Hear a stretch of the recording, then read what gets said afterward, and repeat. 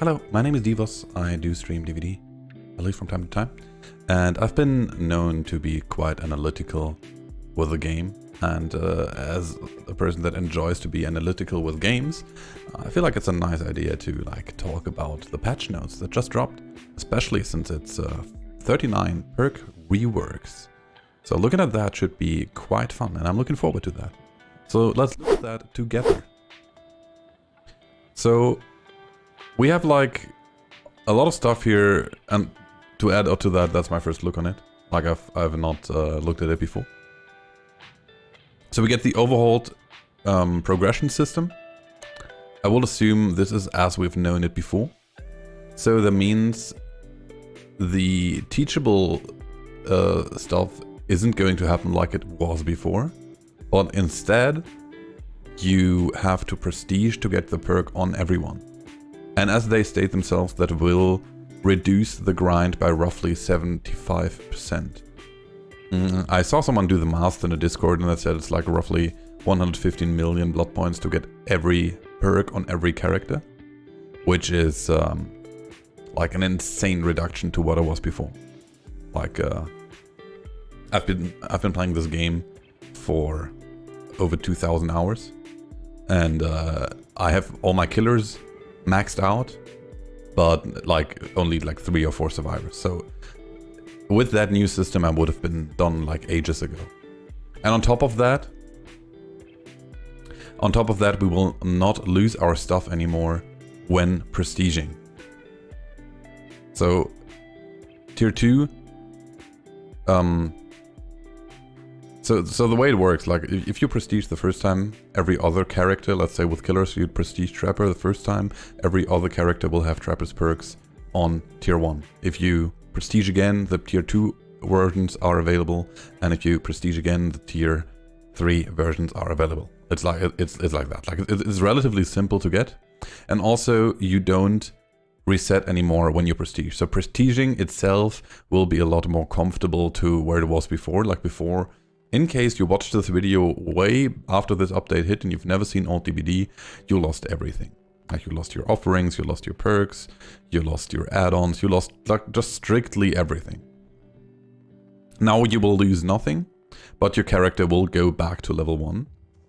The interesting part about that is that we can now prestige over level 3. So it'll be endless, as they say here. Like you can prestige forever. And that should also really be fun. So this is another interesting change, and that's for the Shrine of Secrets, and that also makes sense, I guess. If you change everything, like if you buy a perk through the Shrine of Secrets, it's not an unlockable that you need to unlock through the Blood Web. It like every character will have it on tier 1 immediately, and you can then unlock higher tiers through the Blood Web, which definitely makes sense. So there will be a transitioning too. Like there's a lot of people that already have like a lot of prestige levels or they've done different stuff, and like before they said that like when you have a character max perk but didn't prestige, there will be a catch-up mechanic. You get free prestige systems, like free prestige levels. So that will change as well. I'm not entirely sure. Your work won't be for nothing is what they write. And it's also important that you don't lose anything when the system is updated. You will keep any perks or bloody prestige cosmetics you've already unlocked. So that's also cool. And if you prestige before the update, you will receive a special prestige icon to recognize their achievements. So it seems like we get like a little emblem or something. I don't know. We will see, dude. I assume it'll be underwhelming, but that's okay. That's okay. Like in the end, like every veteran player that put countless hours in this game should be happy for all the new players that will like have a lot easier time starting to play this video game, and don't have to grind for countless hours, especially when you start to play killer. Like arguably with Survivor, you only need a couple of perks. You can literally ignore 70 to 80% of the characters and you still will have strong perks. However, maybe that will change with the Perk Reworks. We will see. Matchmaking incentives. Let's see. So this is a thing that, in my like in my opinion, this was the obvious choice. So if you didn't know, when you try like to play killer at a certain daytime, let's say it's the afternoon or the early morning or something, you will have a very long matchmaking time because there is more killers than survivors. And if you try to play survivor in the evening, you will have long matchmaking times because there's more survivors than killers, which makes sense because a lot of people have time in the evenings to play with their friends. And can you play killer with your friends? No, so you play survivor, right? So that makes a lot of sense. And now there will be a blood point incentive. So you will get more blood points if you play the role that is needed. And these range from 25% to 100% depending on demand levels. And that bonus will also be shown. Like, this is a very obvious choice of combating the queue times. I'm not entirely sure why they didn't do that 5 years ago, but apparently, like, I don't want to give them too much shit. Behavior seems to finally do something. They're communicating on Twitter. I don't know, someone seemed to like have replaced them or something. I don't even know what's going on. But all of a sudden they communicate with us over Twitter. Like they're telling us what they're changing, and on top of that, we like get all the obvious decisions. And I'm actually a bit hyped if they do more of the absolutely obvious decisions that the community has been suggesting for ages. So interesting. Matchmaking incentives will be disabled if crossplay is turned off. So sure, I guess that is so people don't abuse it. To be fair, there's not many people that use cross-off anyways. It's usually either people that want to like meet specific other players, or there's also been a time where like people that want to play super sweaty play cross-off. I don't think this is like even mention worthy, like for this review, I guess, or this look. So, some of the most consistent feedback we receive centers around Perk Meta. A handful of perks have a dominant usage rate, especially in higher skill matchmaking. Naturally, the gameplay can feel stale when you see the same perks again and again. This is obviously true. Like, for Survivor, that would be all the second chance perks, included plus Iron Will. That's like basically what every Survivor always runs. There's the occasional boon user, and that's amazing. Like, that's basically it. Sometimes it's also proves thyself. Like, generally, it's mostly second chance perks prove themselves and booners and Iron Will. So for killer, that would be stuff like a Corrupt Intervention, the recently popular Scourge Hook, Pain Resonance, Dead Man Switch. Funny enough, like all these perks that came in kind of recently and are actually like decent regression or slowdown perks, they all of a sudden got a lot of usage. Ruin and Dying is a thing that is mention worthy. However, like I rarely see it anymore. Like people don't really play Ruin and Dying much more anymore because it's like in the end every hex perk is a bit casino. Survivors can just spawn on it, you get absolutely nothing. And even if it stays alive for a while, you still need to like play for generators so much. While Scourge Hook, Pain Resonance, and Dead Man Switch allow for a way more active playstyle, where you don't need to worry as much about generators. You can just like play the video game and actually still like get some slowdown in. So before we can make meaningful changes to the meta, we needed to look at why these perks are so heavily used in the first place. While some perks are popular because of their strength, others are popular because they reduce the likelihood of an unfun situation. Therefore, we've been preparing a few baseline changes to address some of these core gameplay issues. So first of all, we look at generator speeds. When looking at the perks most used by killers, there's a very clear trend.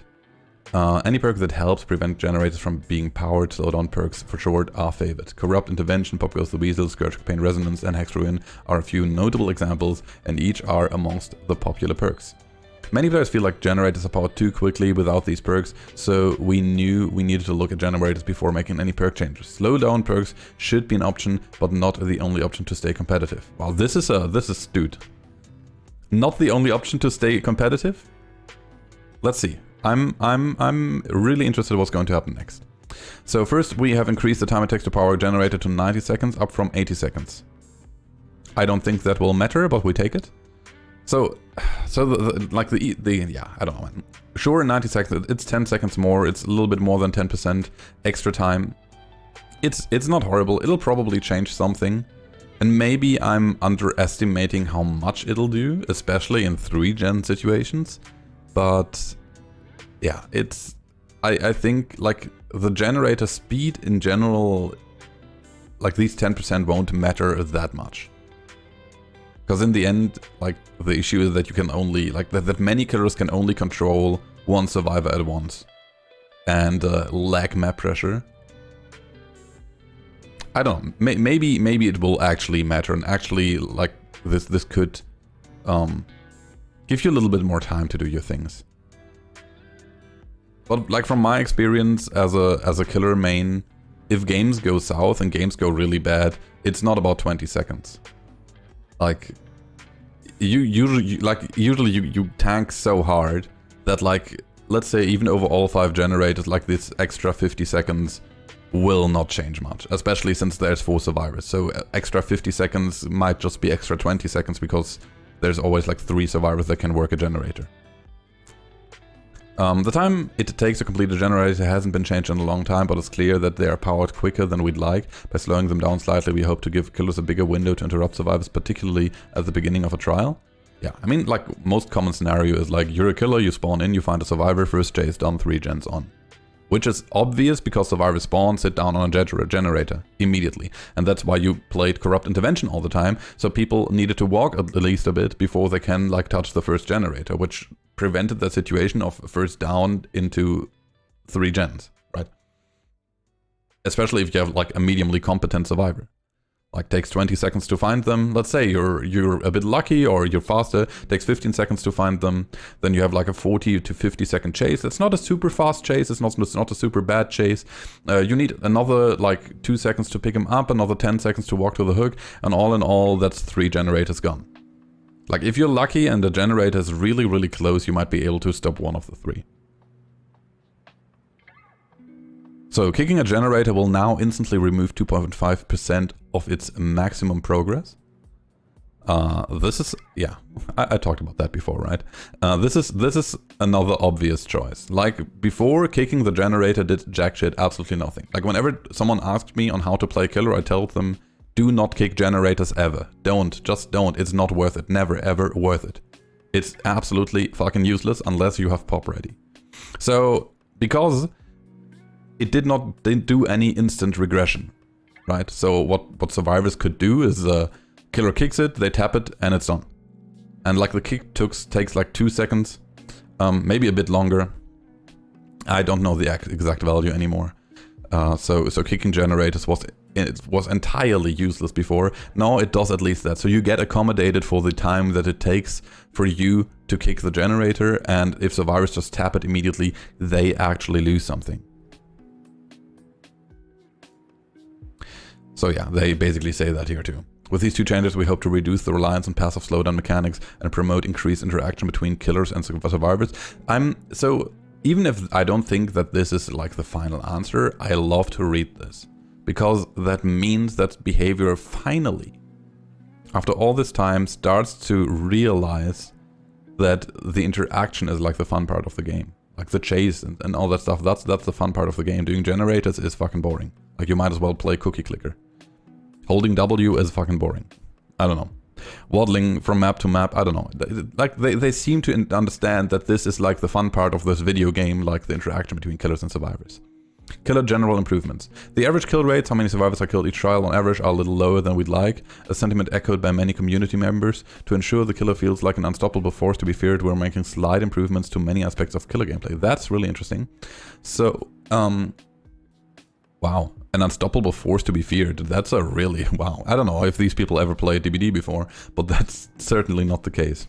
We've reduced the time it takes to break walls and pallets by 10%. That's not bad. So roughly 0.3 seconds less. Generators can also be kicked 10% faster than before. Now 1.8 was 2 seconds. While these changes may seem small, a fraction of a second can be the difference between hitting a survivor and them reaching a pallet. Not too bad, yeah, absolutely, I get it. True. So this is like general time improvements. Like you have to kick like 10 pallets in the game, that's already 3 seconds, right? So, and 3 seconds can matter a lot. Like this can decide games, I would agree. I would definitely agree. Also faster gen kick. So 1.8 seconds for 2.5% regression, so it actually hurts survivors if they tap the gen mindlessly. Because like standard regression rate, I assume they will not touch, but let's continue reading. We've reduced the cooldown for successful basic attacks by 10%. Okay, this is mental. Now 2.7 seconds, previously 3. Reduce the duration of the survivor's speed boost upon being hit by 10%. Now 1.8 was 2. Moving forward, survivors will gain slightly less distance upon being hit, making it more difficult for them to run long distances to save areas. So this is a bit of a Shift W nerf. So what happens here? This is basically like a bit of a built-in save the best for last buy. How much is that? It's 5% or something, like 10% even. So like 2 stacks of save the best for last. They even said 10%. I'm stupid. Sorry. So it's 2 stacks of save the best for last. It's not super much, but it will be noteworthy, especially survivors that relied a lot on holding Shift W. Like especially on large maps, like literally you just hold Shift W to one direction, you have a 50-second chase, which is enough for half a gen. You have a lot of health states to do that, right? So you can just abuse the fact that you can hold W. So this will make it a little bit less easy. However, and this is like the downside, especially with this part, this will make killers like Huntress really, really hard to deal with, right? Like right now, if Huntress is running Oakshaft, the add-on that reduces her cooldown after throwing a hatchet, which is already lower, makes it that survivors gain very, very little distance if you go M2 into M1. It's like throw hatchet into hit, right? So reducing that speed boost will make it probably like, this could be quite oppressive. We'll see though, we'll see. Like I assume in Chase, this could be really oppressive and make Huntress a very nasty force to be reckoned with. We've tweaked Bloodlust to increase in power quicker than before. No, don't do that. In most chases, Bloodlust does not activate, though there are rare cases where it can be necessary. The long build-up often leaves killers in a bad spot, even if they eventually get a hit. We're adjusting Bloodlust tiers to activate after 15, 25, 35 seconds of chasing rather than 15, 30, 45. I don't like it. As the first tier of Bloodlust has not changed, it will not be any more prevalent in the average chase. Bearing in mind the general improvements above, we expect Bloodlust will become even more uncommon outside of exceptional circumstances. Through slight, these changes affect every killer and can have ramifications on the game. We will be watching closely to ensure that nothing gets out of hand. So, Bloodlust itself is a controversial topic anyways, and while the game still has god loops where I think Bloodlust is necessary, most of these god loops kinda allow to break chase, so it's only halfway helping. I disagree with changing Bloodlust in any shape that makes it better. Bloodlust was good enough as it was, and it was an active decision most of the time for a killer to use Bloodlust instead of breaking the pallet. Which, yeah, I disagree. Generally, I think that's not necessary. Camping and tunneling. Now it gets very interesting. On Survivor side, there is a clear preference for perks that grant a second chance. Borrow time, decisive strike, dead hard, and perks of that nature help a survivor avoid certain death, leading to an extreme usage rate. A benefit of these second chance perks is how that they help prevent unfun situations, namely being camped or tunneled out of the game, repeatedly being targeted after being unhooked. In order to incentivize a meaningful change to the meta, it was clear that we needed to address these controversial tactics. Second chance perks should be nice to have, not essential to ensure enjoyable gameplay. Moving forward, survivors will receive a 5-second endurance effect after being unhooked, so baseline BT. This gives the unhooked survivor an opportunity to reach a nearby window or pallet, or for another survivor to position themselves for a protection hit. Additionally, the unhooked survivor will receive a 7% haste effect for 5 seconds. This will make them harder to catch, encourage killers to shift focus to the unhooking survivor. Okay, cool. Both effects will be cancelled prematurely if unhooked survivor performs what we now call a conspicuous action. No. Okay. That will improve your chances of survival. This includes repairing a gen, healing yourself or others, cleansing or blessing a totem, sabotaging the hook, unhooking others, opening an exit gate. Okay, that is a really, really interesting change. So the thing is, most killers, or like many killers, have an issue, or had an issue. I don't want to generalize too much. Let's look at it more from a meta's perspective. So the problem that people had with BT in general is that grabs never work. So a single survivor can fake and unhook so often that you cannot get the grab as a killer, right? Even though they're unhooking right in your face. Which arguably is at least a bit of a, let's call it a sassy action. So picture you have 2 survivors in the basement, one survivor like fakes often enough, at some point you M1, you don't get the grab because grabs don't work in the game, they unhook, the unhooked survivor still has BT, unhooks another survivor, now you have like 2 people that are literally invincible and 1 person that gets where people body block for, yeah. So yeah, it's a bit of an awkward situation there. Feels not rewarding for the killer, because after all they got that situation going of having 2 people in the basement, which should provide like a major issue. That should be really bad for survivors. However, like with all these perks, it usually just isn't. So now they added a new term, the Conspicuous Action, which I assume we will see later, maybe with D-Strike or something, if that's still in the game. So whenever they unhook someone, they would lose that endurance status effect. With these base changes, we hope survivors can switch up their perk loadouts without fear that camping and tunneling will cut their next match short. So as a killer main, I want to add, the best thing you can do against tunneling is getting better in chase. Because usually people that are good in chase don't get tunneled much. And like, I don't know. I hope they find a way of making this, like all that, more interactive. Merc Meta Perk Changes. Now we get to the juicy part. For this update, Perk Changes will fall into one of 2 categories: Meta Perks that are used too often and non-Meta Perks that serve a similar purpose but aren't used as much. We understand that many of you have grown attached to your favorite perks and loadouts. Unfortunately, shaking up the meta inevitably leads to a few changes. Rest assured that our goal is to provide alternatives that align with your preferred playstyle while widening the scope to include more viable perk options. It's also important to note that not every meta perk is equal and each was considered on a case-by-case basis. So what are Dead by Daylight's meta perks? By referencing both community feedback and internal data, we can see that some perks stand above the rest. Barbecue, Ruin, Pop, Corrupt, Tinky, Hex, Noad, and Scourge Pain Resonance. For survivors, Dead Hard, Borrowed Time, Decisive Strike, Iron Will, Self-Care, and Spine Chill. I hard disagree on Self-Care, but we'll take it.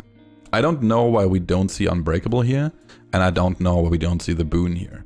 Because at least from my personal evidence, from my personal experience, which obviously is limited because it's just me, there's at least 1 boon in every game, and Prove Thyself at least sees a lot of play.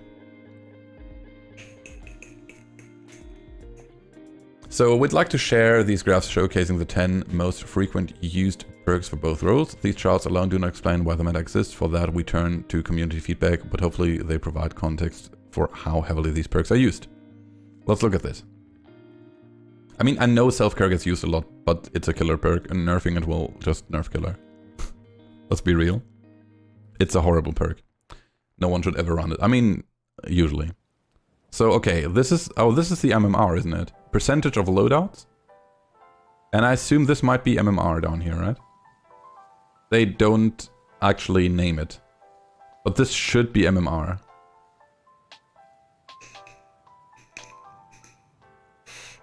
So Dead Hard.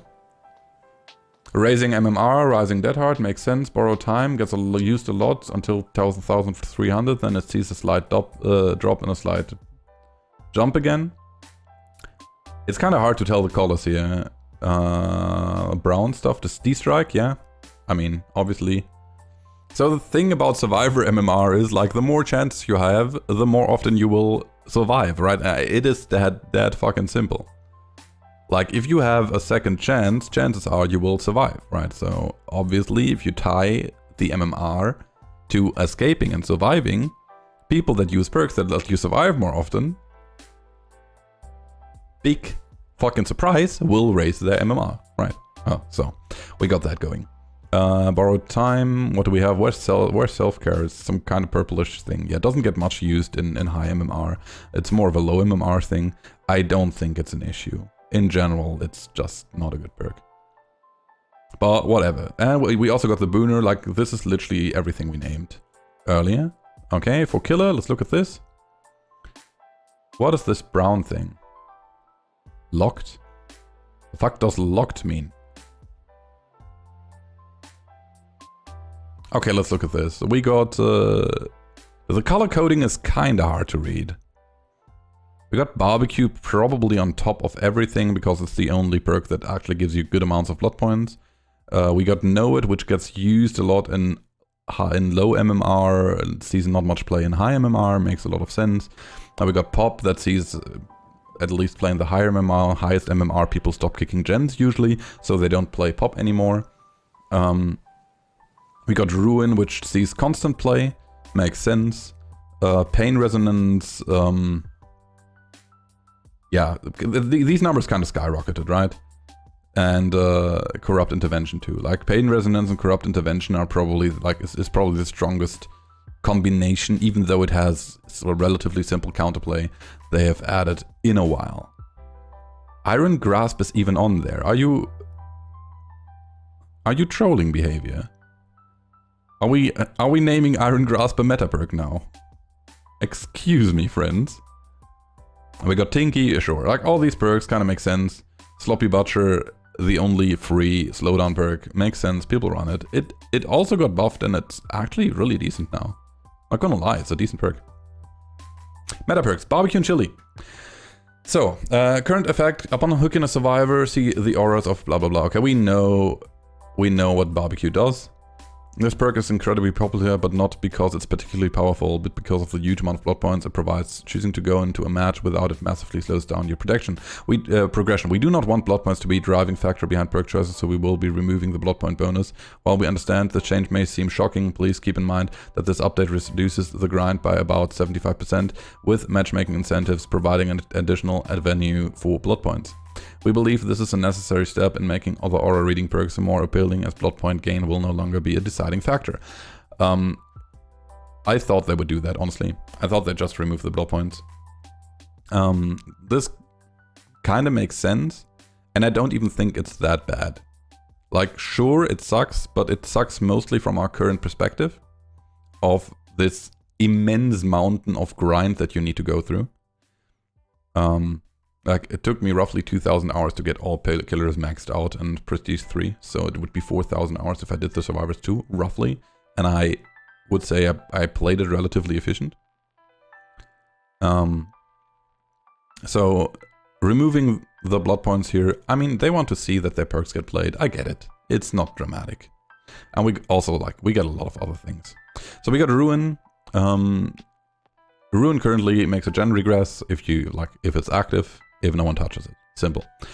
A massive part of Ruin's appeal is not having to stop and kick generators, as well as the ability to passively regress them from a distance. These aspects make Ruin a unique slowdown perk, so we're not looking to change that. To bring Hex Ruin in line with other perks, we're reducing the regression speed to 50, 75, 100. This will reduce its power without destroying its primary appeal. After Survivor is killed, Hex Ruin will automatically deactivate. Okay. This is... Okay, I don't know, man. I don't know what to tell you. I think this is beyond stupid. They're nerfing the perk in 2 ways. Like, Hex Ruin is already a casino perk. Either survivors find it in 2 seconds, or like they take 2 minutes, or they don't find it at all. Usually, personal experience again, I didn't play much Ruin because I don't like casino perks. It gets found rather quickly, especially by competent players. Like, they know the totem spots, and I know they need to cater to casuals, I get it. Still, like, I don't think Ruin ever was a problem. Like, Ruin is an annoying perk to go against, I get it, but also it's very simple to get rid of. Nerfing it in 2 ways, and still, like, it's still a hex perk, don't run it, it's useless now. Like, literally, just kick a gen instead. Like, this is terrible, you might rather run Oppression, actually. Okay, Pop Goes the Weasel gives killers as a controlled way to remove significant progress from a generator of their choosing. Given that kicking a generator now removes 2.5% of its progress by default, we decided to tone down some of the numbers to compensate. We'll now remove 20% of the generator's current, not total, progress.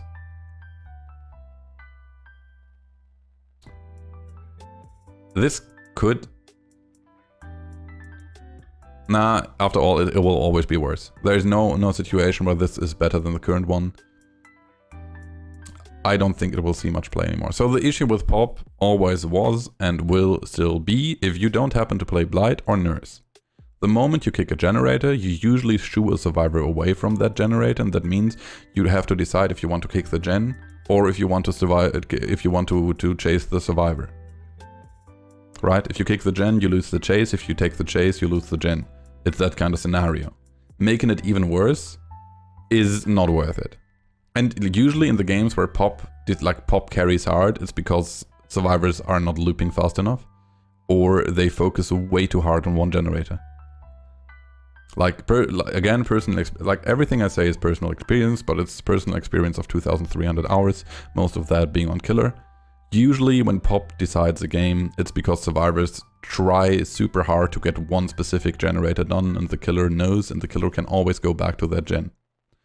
That's like the situation where it does the most. So nerfing it, I don't know, you can still play it. I don't think it's horrible, but I personally won't play it anymore. I generally don't like to kick gens, it takes too much time, and this will make it pointless. For me at least. Corrupt Intervention makes the beginning of a match more manageable, forcing survivors to extend deeper into the map before repairing a generator. We aren't looking to change this aspect. Moving forward, this perk will deactivate once the survivor enters dying state. We believe this change will keep Corrupt Intervention effective in helping the killers build an early game pressure while providing a limit to its power. Do they take away the aspect of the 2 minutes though? 3 minutes. If this stays active, interesting. So if this would stay active, even if 3 minutes have passed because no survivor entered dying state, that could be a really, really interesting meta perk for Hack, for example. Or like hardcore territorial killers. Like they hope for a good corrupt spawn, survivors literally cannot do anything to do these gens. Wait. Now they can't do that, they literally cannot do that. Because you could just AFK as a killer. And survivors couldn't end the game. I think they will still keep the 3 minutes. I don't know. I don't think Corrupt needed a nerf at all. I think Corrupt was one of the fairest perks in the game. It's literally gone after you wait 3 minutes. Okay. Tinky. Tinker is a popular choice for the information it provides. Being able to prevent a generator from being powered is a game changer, particularly on killers with high mobility. It can, however, become a little oppressive when paired with certain regression perks. Therefore, Tinker can now only activate once per generator, but with the base charges increased to 90. Killers will have extra time to approach. Tinky can only activate once per generator.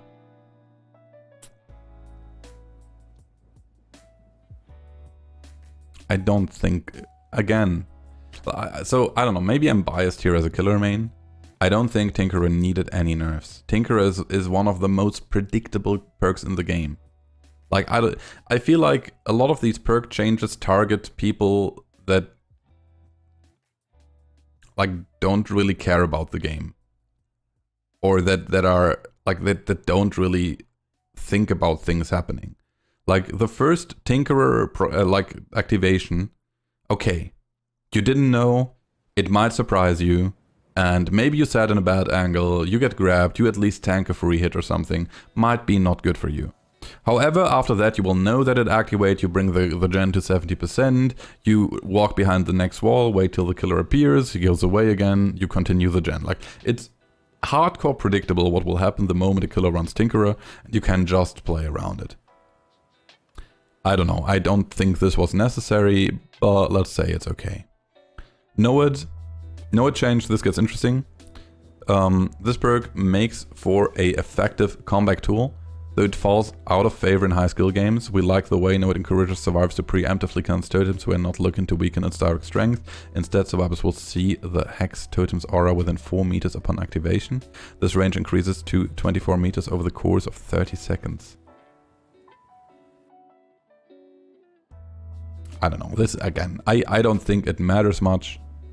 This is, like, again, this is for babies. Like, baby sounds demeaning. This is for inexperienced survivors. I don't think it will reduce the crying about the perk. I don't think it will change much in high skill lobbies, high MMR lobbies. Whatever, I don't mind it. Like the only thing it might actually do is when like the survivor that gets hooked last is next to the totem, they might call it out because they now know. Again, yeah, I don't think no ever was a big issue. Then we got the Pain Resonance. The most recent addition to the meta, Pain Resonance, allows the killer to remove a sizable chunk from the most progress generator simply by hooking a survivor. A loud noise notification also allows the killer to disrupt the survivors before they can continue repairing, a jack of all trades of sorts, granting both a powerful regression effect and crucial information. With that in mind, we're removing the loud noise notification. Instead of exploding, the affected generator will now spark upon losing progress and survivors will no longer scream. We believe this will ensure Pain Resonance remaining a strong regression perk while limiting its informational aspect. Fair enough. I think that's okay. I think that's definitely okay. The scream is arguably, like, it was a bit a lot in one perk. However, like the downside of having like to find a Scourge Hook, which oftentimes not goes in your favor, is like a different thing, right? So it kind of makes sense. Survivor meta perks, like, so okay, so far review of the killer perks. Ruin is like the worst change here. Like it was bad before and now it's downright terrible. Don't touch it. Like that kind of terrible. If they removed the hex effect and they put it down to 50% permanently, I would say it's a decent perk. But removing the raid, it's still a hex, and also it disappears at the moment that one gets killed. This is not worth it anymore. Not at all. Corrupt Intervention change, not necessary in general. Like I would say most of these perks didn't really need a nerf. Maybe Scourge Hook Pain Resonance. Like the screaming is it's a bit much, and yeah, you need to pay attention to work around it. And especially in combination with Deadman Switch, it is kind of strong. Okay, let's continue with survivors. Dead Heart. Dead Heart is by far the most used perk by survivors, and it's easy to see why. In the right hands, it acts like a third health state, allowing a survivor to escape a situation where they would otherwise go down. There are two main ways Dead Heart is used: to dodge a hit and for distance, to get a nearby pallet or window. In the latter case, there's not much a killer can do, therefore Dead Heart will now provide the endurance effect for 1 second when activated. If you time it right, you'll prevent the hit and gain a movement speed boost. This will remove Dead Heart for distance and make it solely used to dodge hits, which killers can anticipate and even bait accordingly. Interesting. So they removed the distance out of Dead Heart.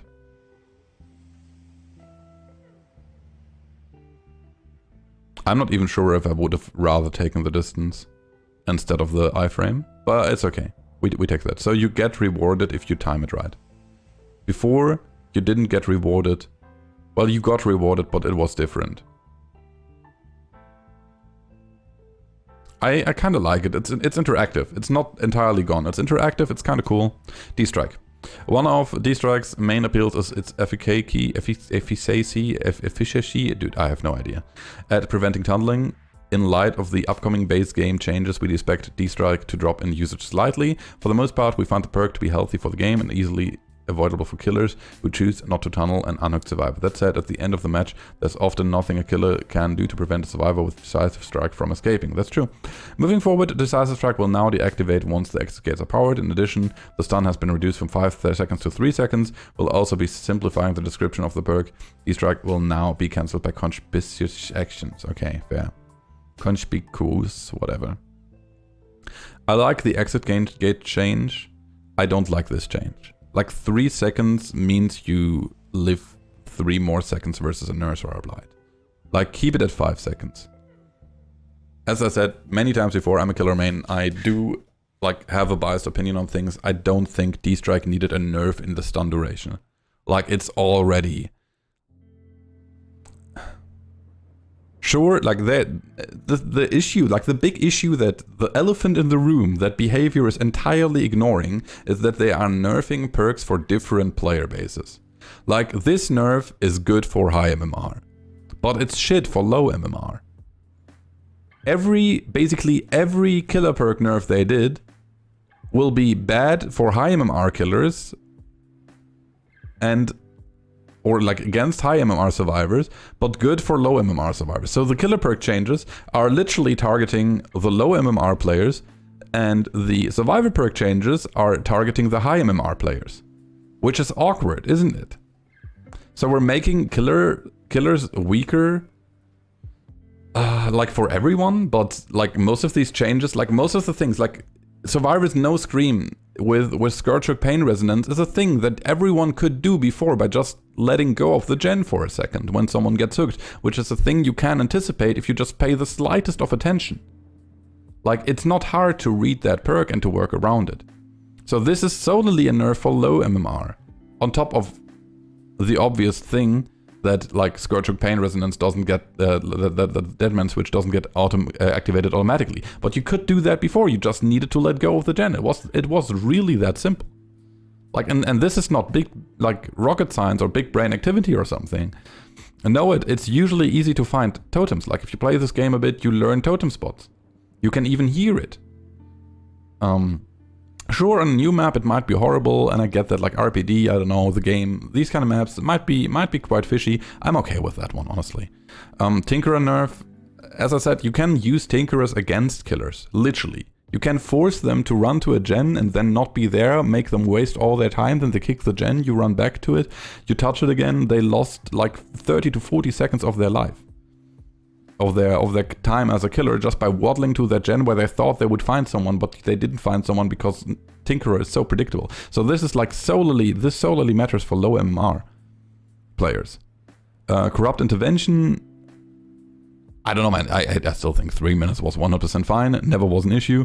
Pop also, you can usually play around it quite a bit, and Ruin, I don't see that Ruin gets played much in high MMR, and even if it does, it usually dies rather quick. Barbecue, yeah, let's not talk about that. Okay, Borrow Time.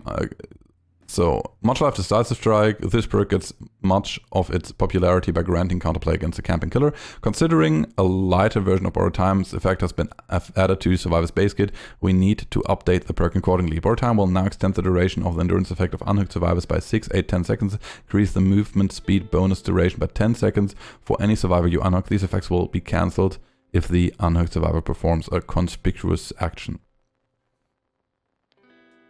So that means, let's assume you get unhooked.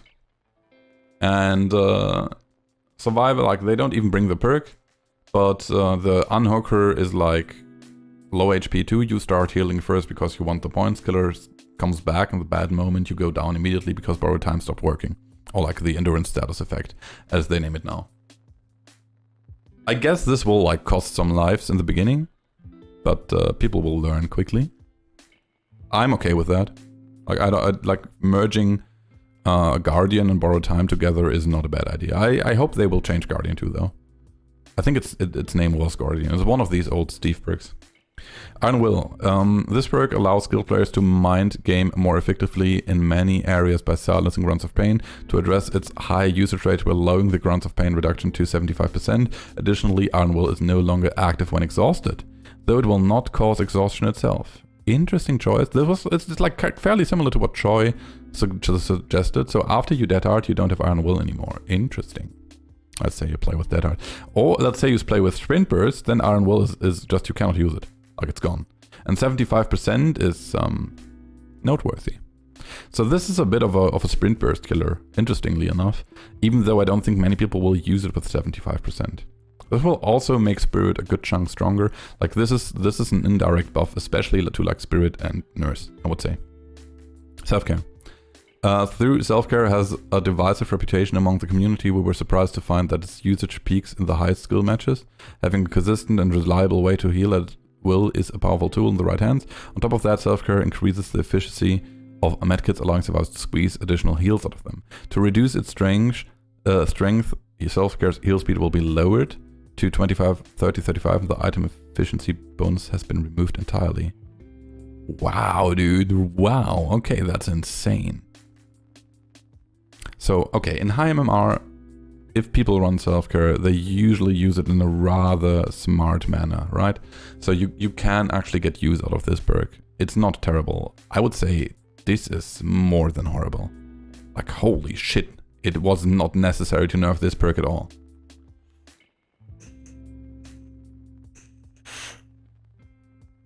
So you now have your pocket 50-second heal or something. No one, I don't see anyone playing this anymore. Let's be real. Spine Chill. The perk excels at alerting survivors when a killer is approaching in high skill lobbies. The vault speed increase becomes the primary draw. There are a few aspects of this perk we would like to clean up. Spine Chill will now only activate if the killer has a clear line of sight to the survivor. This will remove the awkward counterplay where the killer must look away to ensure a stealthy approach. Next, we will be adding a short lingering effect to Spine Chill. This will prevent the perk icon from flickering when the killer looks around, make the action speed boosts more consistent. Finally, we'll be removing the vault speed bonus entirely as it does not suit the perk's name. Fair, good stuff. So I really love this part because Spine Chill countered every stealth killer. And if you play this game a bit, you know that stealth killers are in a horrible spot anyways. Like all the stealth killers are among the weakest of all killers. And getting value out of your stealth is damn hard. Because survivors literally just waddle away. Like they got Spine Chill and your entire killer is done. Spine Chill is one of the most underrated and strongest games strongest perks in the game. It allows you to leave before you hear the terror radius, and that extra distance can cost a killer really, really much. Like if you can't, so good nerf, definitely. Spine Chill is one of the perks where I see like it needed the nerf the most. Non-meta perk changes. So noticeable, no unbreakable change. Let's roll with it for now. Wait. Oh, non-meta. Okay, we start with killer buffs. Okay, killer perk buffs. Overcharge. Along with its current effects, Overcharge will cause a kick generator's progression speed to grow from 100% to 400% over the course of 30 seconds. Holy fuck, that's insane. That's like a Call of Brian X2000.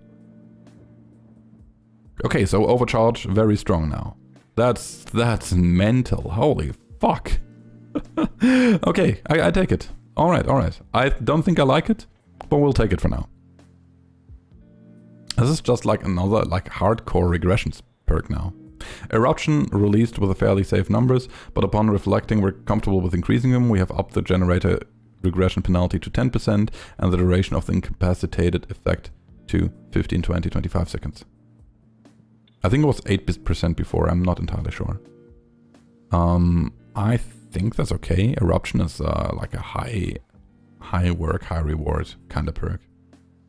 Knockout. Those of you who like to leave survivors on the ground can have a little bit more peace of mind. In addition to its current effect, Knockout will cause dying survivors to crawl 50% slower for 15 seconds and reduce their recovery speed by 25%. I don't like it at all.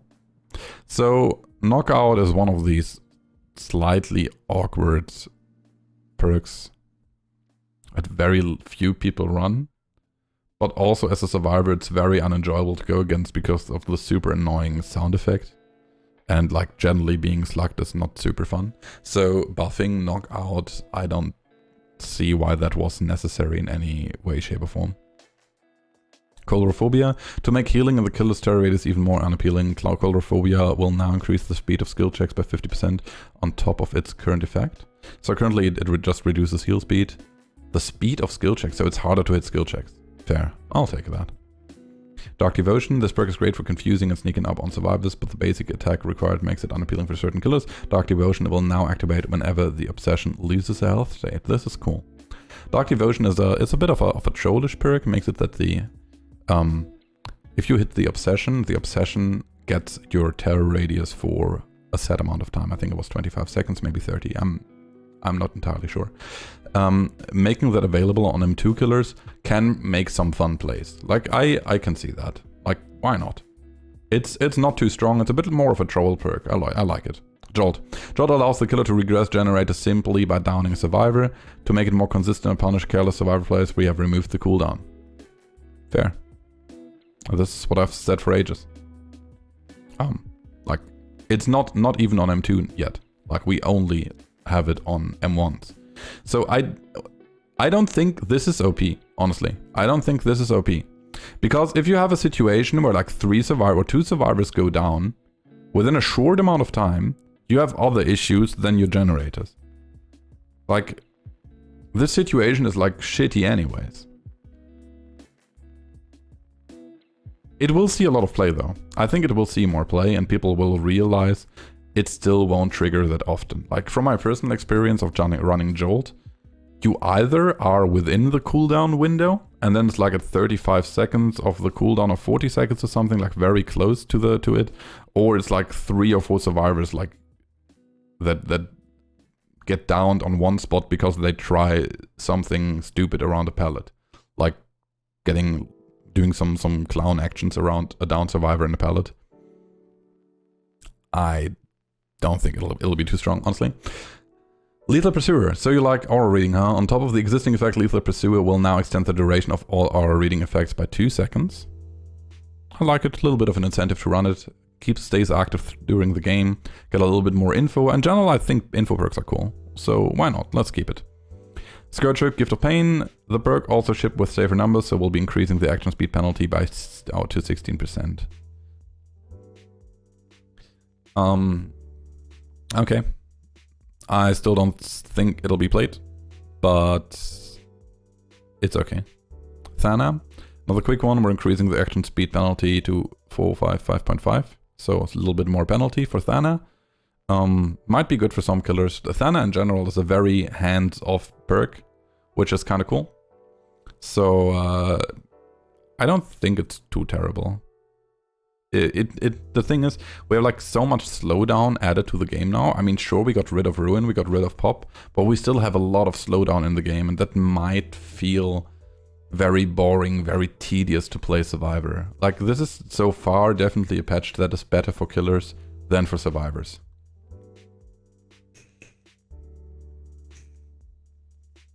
Scourge Hook Monster Shrine. It's a Scourge Hook now, okay. Long have we waited. Monster Shrine has received a rework. This perk will now convert all basement hooks to Scourge Hooks. Additionally, Scourge Hooks will now grant faster entity progression, but only if the killer is not within 24 meters. Interesting. So it's a camp perk for non-campers, so it's a proxy camp perk.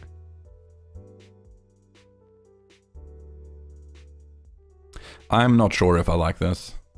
I will assume the way Behavior does its perks, that survivors will get notified about it. But I don't think this is a good idea. Like the basement part, sure. But all Scourge Hooks will grant faster entity progression because there will be still 4 Scourge Hooks on the map, right? I mean, maybe it's cool. Maybe it's cool for killers. Maybe it makes it that survivors can play a little bit less efficient. Could be good, but in general, this will mostly lead to frustration. And I don't think having super frustrating perks in the game is good for the game.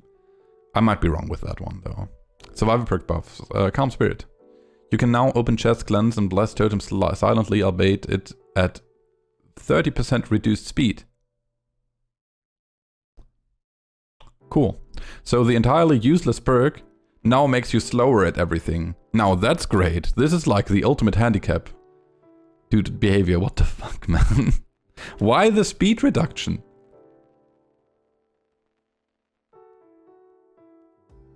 This is so dumb, dude. Like, it wouldn't even matter. Like, open chests, cleanse, and bless totems? The fuck? Let them do that as loud as they want. Like, the fuck? It is so... Like, if this was like generators, you do them absolutely silent at reduced speed, okay. Sick perk change. I like it. But... like all the unnecessary things, but you do them silent and you are like super slow doing so? I don't know, man. This is a nerf. I would say this is a nerf because like the slightly memey thing that Calm Spirit had before is gone too. Okay, Saboteur. After months of studying, Saboteur can now identify Scourge Hooks. The aura are shown in yellow when a survivor's being carried. Use this information to your advantage to prevent Scourge Hook perks from being activated. Good change, I like it. But Botany Knowledge now increases healing speed efficiency by 50 from 33. Good change, I like it. Botany was always a bit of a nice perk to have. Now it's a little bit nicer to have. Not bad, I like it. Off the record, upon being unhooked, gain the endurance status effect for blah blah blah. Wait, 80 seconds endurance. Okay, that's interesting. This endurance effect is lost upon performing a Conspicuous Action. While this is a length endurance effect, any game progression action will cancel it prematurely, make it purely for evading the killer after being unhooked. Interesting. I kind of like it. Kind of like it. This is like the new D-Strike, I would say. It doesn't say it's single use. That's interesting. It doesn't say it's single use. So this is the new D-Strike. Gives you just another health state. So if you're getting tunneled off hook, you have like BT, or like the built-in BT thing. Then you have off the record. So you have like 3 health states, and if you run dead hard, you have 4 health states now. I like it. It's a cool perk. I like it. Good change. Lucky Break is great for escaping a chase, but the effect quickly runs out. We're giving survivors a way to recharge. Each second spent healing as another survivor increases Lucky Break's duration by 1 second. The total time can exceed the starting duration. Well, I think it's cool that survivors are able to recharge perks. I hate this change, personally. Because Lucky Break, like they said earlier, they wanted to increase interaction between survivor and killer. Lucky Break is one of these perks that reduces interaction because it's purely good for running away and hiding. Like, it's not interactive, it's just hiding. However, I don't think this will be a meta breaker or anything. It's a perk that some people might run that are hiding anyways. Now they can hide a little bit longer and a little bit better. I don't think it matters. Pharmacy used to guarantee an emergency medkit the first time you search a chest, which you'd either hope nobody takes before you need it or hide in a far off corner like a medkit goblin. Yep. Now Pharmacy will activate whenever you're injured, guaranteeing an emergency medkit when you search a chest. This effect can happen multiple times in one trial. Good luck stealing my medkit now, Meg. Cool. Cool, I like it. Like, this is, I would say this is the new self-care. It's just the better choice. Like, even opening a chest, as far as I know, it still will give a action speed bonus to opening chests. So you'll be faster running Pharmacy than self-care. I'll take it. I don't think it's a bad change. I think it's cool. And it also is limited just by the amount of chests on the map. I mean, people can start to throw like extra chest offerings, but at some point they'll run out of them. So I think this is a cool change. Soul Survivor, in addition to hiding your aura, Soul Survivor will now increase your generator repair speed by 75% and your exit gate and hatch action speed by 50%. These effects are only active when you are the last survivor standing.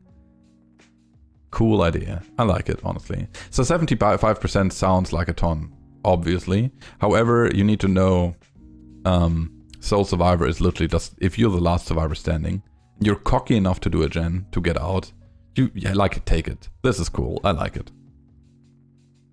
For those who like to stay hidden, we've added a way to regain distortion tokens, gain 1 token for every 30 seconds spent within the killer's terror radius. This is horrible. Please behavior, why are you doing this? No, not good idea. Not more stealth perk. Stealth perk not interactive. So cool. Another perk that makes survivors play as unfun as possible got buffed. Excuse my bias here. I personally think that hiding is as much as face camping for both sides. But it's okay. Stealth perks get buffed. We take it. We can't do anything about it anyways. Lightweight. In addition to Lightweight's existing effect, your scratch marks will be more sporadic, making you harder to track. Your scratch marks will also fade 3 seconds sooner, up to from 3 to 1. So in the current status, Lightweight actually was a buff for the killer side because it was easier to tell which way the survivor went. So if they were running a loop, their scratch marks would disappear faster. So you knew exactly which direction they went, while that might have been not that obvious if they didn't have Lightweight. I'm curious how this would turn out now. Like 5 seconds sooner, like 3 seconds sooner is, it is interesting. Also fade 5 seconds sooner. 3 seconds sooner. So I assume 5 is the highest way. They turned it around here. It's a bit weird. To help survivors power the 3 closest generators, Deja Vu will now grant a 5% repair speed bonus to the revealed generators. I'm not sure. I don't necessarily think we should do too much so, okay. Hear me out. Whenever behavior changes gen speed, that obviously changes a lot in the game. Even though I said earlier, like, these 10 extra seconds won't matter that much, in my opinion, it might matter a lot if we start, like, with all these perks going around. So maybe We'll see though. So if they now add a million perks that add gen repair speed, it becomes a lot harder to balance gen repair speed. Because you have all these perks interfering with your calculations, right? So excuse the sunlight, I can't do shit about it. No One Left Behind, beyond its current effect, No One Left Behind will grant a 7% movement speed bonus to any survivor you unhook. Additionally, the perk now activates when the gates are powered rather than opened.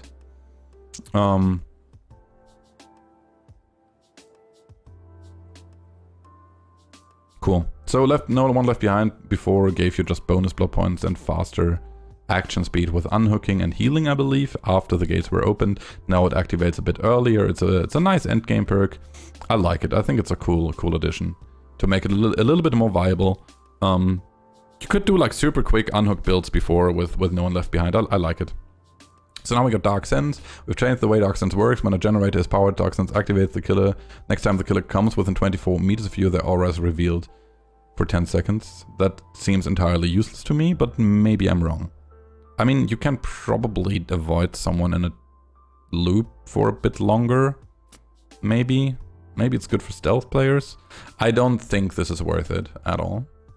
Tenacity, in addition to the current effect, Tenacity now reduces your grunts of pain by 75% when in dying state. Combined with the increased crawling speed, this perk will now be much more effective in crawling away from the killer. Alright. Tenacity always was an anti-slug perk. This will make it even stronger. Cool enough. Hope. Hope is great for those who like to make late game saves, but the limited duration can cause it to expire at an inconvenient time. Since this perk is only useful at the end of the match, we've removed the duration entirely. Holy fuck.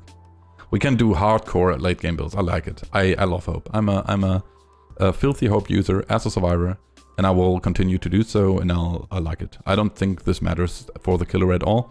It's just convenience. Overzealous, in its current state, cleansing a totem grants you a repair speed bonus of 6, 7, 8%. Now that bonus doubles if you cleanse a hex totem. Yeah, whatever. Don't think it matters. We'll take it. We Gonna Live Forever, much like barbecue and chili, this perk features a massive blood point bonus. We don't want blood points to dictate which perks are used, so we have removed the bonus blood points. This change will release at the same time as the progression overhaul, which is expected to cut the grind. Okay, fair. We realize these changes are new meta will surely rise. We'll be closely monitoring the performance of each updated perk to ensure that none fall too far out of line. Moving forward, we hope to make meta shaking updates like this one more frequent part of our plans in order to keep gameplay feeling fresh. Dude, I hope you do. Dear behavior, if for some reason you see this video, and you know I did like this, the one or other sarcastic comment towards you, I love what you're doing currently. Let me say that. I love that you're all of a sudden start to talk to us, you start to change something in the game, instead of just pumping out some designs and some killers without giving a fuck what happens afterwards. I hope that you continue this. Like, this is good. This is really good. All of a sudden, you seem like a little bit of a changed company, and I hope this is not just some false hope of mine falling for some kind of PR gag. Please continue what you're doing right now. This is the right way, if I can judge. So, new meta predictions. Let me do that real quick. I think Overcharge will find its way into the meta fairly quick. Like, this is insanely strong. This is really strong. It will entirely delete Call of Brine out of the meta, which saw a bit of play before, just because, like, if this goes from 100 to 400 over 30 seconds, that's like probably 10% per, like 100% per second. After 10 seconds, this is already as strong as the highest level Call of Brine, and it gets only stronger. So I think Overcharge will definitely be meta. Eruption we could see on some killers that are like strong on 3-gen defenses. This was always the strength of Eruption, doing 3-gens, and it will stay the strength of it.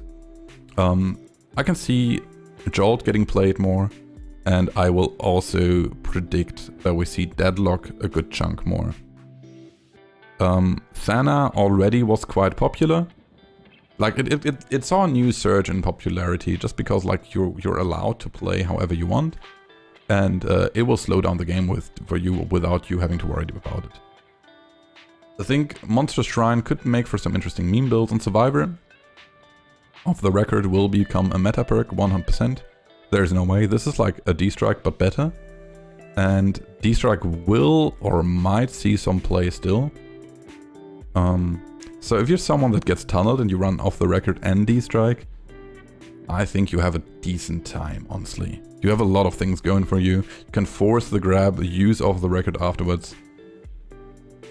I don't know if you can force it. Maybe you can't force the grab. I'm not entirely sure. We'll see. Saboteurs might see some more play. In terms of exhaustion perks, I guess, I don't know. I think people will try Dead Hard for a while, but they will much rather like switch to either, I don't know, Live, Sprint Burst, maybe even how's it named? Overcome? Yeah. So in general, I like they changed things. I can see why they remove the blood points. Makes sense to me. Like, they reduce everything. They want their perks to be used without any outside reason. It's okay, dude. So thank you for staying with me for this hour. I had a lot of fun, like, reading this, voicing my opinions, and I think I really love what Behavior did and that they actually changed something for a change. Cool stuff, definitely. So if you like this, I'd be happy if you stop by my stream. Stream daily 10 AM European time, except Mondays. Sometimes things happen and I can't, you know, how live is, but I usually try to be live every day. So thank you all for being here, and I see you in the next one. Bye bye.